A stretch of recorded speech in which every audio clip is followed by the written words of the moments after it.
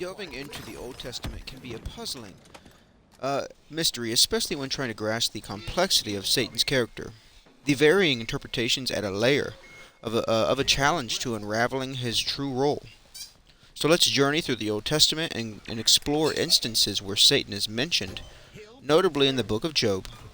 These encounters will shed light on the multifaceted nature of this enigmatic figure. The word Satan is mentioned many times in the New Testament and a little bit in the Old Testament also. However, the meaning of the word may not mean what you or I were taught in Sunday school. So let's take a look at a few passages like Job 1, Job 2, just to kind of see, so I can explain to you guys what I think is actually going on here. Many are taught that this is the Satan of the New Testament, the serpent of Genesis. However, this is definitely wrong. This passage has no individual in mind. It is not even a personal name given in this specific context here in the book of Job.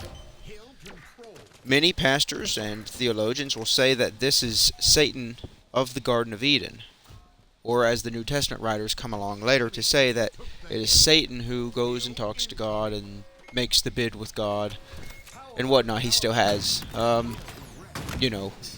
access to God's throne room and stuff of this nature. However, when you look at this passage, the definite article, a word like "the," is we see as a single letter here in the Hebrew. The Hebrew language attaches the definite article to a noun or sometimes to a participle. It's just like some of other languages, especially English. The noun is made specific. Hebrew does not put definite articles on proper personal names or any types of nouns. So, for example, my name is Chris, for all who do not know, and I don't call myself the Chris. I'm just Chris. And without exception, Satan is the same way. The word just means adversary or challenger in some cases. Satan is not a name in the Old Testament. The word is used for humans. In the Old Testament, it's used for all types of things that you see within the text. For example, if someone would like to look these specific passages up, the word Satan, adversary, is used on humans in passages like 1 Samuel chapter 29, verse 4.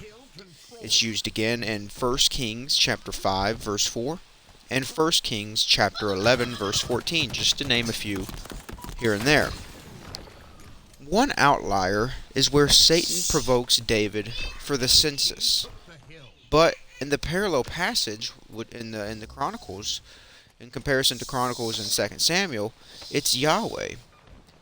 But again, we have to look at this and we see no article here. We don't see the definite article on this specific one. So this is the one exception. The Satan in that passage is not the Satan that you think of in the New Testament as it's put forth, but it's actually the angel of the Lord, or the angel of Yahweh is the way that it's put. So it doesn't have anything to do with the actual Satan. This is just God doing this, kind of in the same way that God may have tempted others and gave them tests and whatnot. And I can go over that in another video if someone would like to hear more deeper insights on that. So Satan in Job is just a member of the divine council. See examples like Psalm 82 or Psalm 89 to compare to Job 1.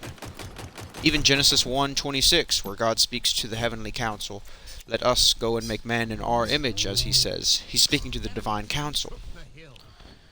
Over time, the Nahash of Eden, the serpent whom challenges Yahweh, that being gets labeled Satan by New Testament writers. This is also even predicated more in the New Testament. For example, when Peter gets in the way of Jesus, and before his arrest, and he gets in the way trying to protect Jesus, and Jesus says, "Get behind me, Satan." Jesus isn't calling Peter Satan, the serpent.